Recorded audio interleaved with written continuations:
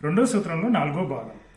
అలలతోనున్న కొలను అడుగు భాగాన్ని మనం చూడలేం. అలలు అణగిపోయి నిశ్చలమైనప్పుడే అడుగు భాగం క్షణకాలం మనకు కనిపిస్తుంది. నీరు మలినంగా ఉన్నా, కదులుతున్నా నీటి అడుగు భాగం మనకు కనిపించదు. చిత్తమనే సరస్సు అడుగు భాగమే మన నిజ స్వరూపం. ఆత్మ చిత్తంలో చెలరేగే వృత్తులే తరంగాలు. చిత్తానికి 3 స్థితులున్నాయి. అవి సాత్వికం, రాజసం, తామసమని. పశువులోనూ పశుప్రాయుల్లోనూ తామసిక అధికంగా ఉంటుంది. తామసికత అంటే ఏంటి? అజ్ఞానాంధకారం అధికంగా పశువుల్లోనూ పశుప్రాయుల్లోనూ ఉంటుంది. ఈ స్థితిలోని చిత్తానికి ఇతరులకు హాని చేయటమే స్వభావమై ఉంటుంది. విషయ భోగాలను, అధికారాన్ని కోరటం రాజసిక చిత్త ముఖ్య లక్షణం. ఇలాంటి చిత్తస్థితి శక్తివంతుడనై అందరిపై అధికారం చూపిస్తాను అన్న ప్రేరణకు గురి చేస్తుంది. శాంతం, ప్రసన్నత సాత్విక స్థితి లక్షణం.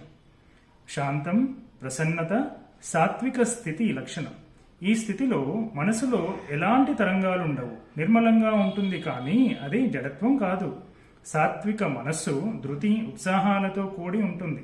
శాంతంగా ఉండటం అంటే ఎక్కువ శక్తిని ప్రదర్శించటం. పని చేస్తుండటం చాలా సులభం.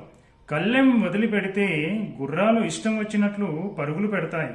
ఇది అందరికీ సాధ్యమే. కానీ గొప్ప వేగంతో పరిగెత్తే గుర్రాలను అదుపు చేయగలవాడే నిజంగా బలవంతుడు. అదుపు చేయడానికి మాత్రమే చాలా బలం కావాల్సి ఉంటుంది. వదిలిపెట్టడానికి బలమెందుకు?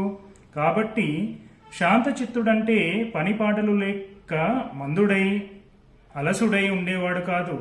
సత్వం అంటే అలసత్వం, సోమరితనం అని అనుకోవద్దు. చిత్తవృత్తుల్ని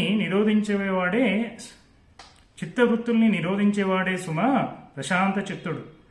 నికృష్ట బలాన్ని ప్రకటిస్తే అది ప్రవృత్తి, ఉత్కృష్ట బలాన్ని ప్రకటిస్తే అది ప్రశాంతత.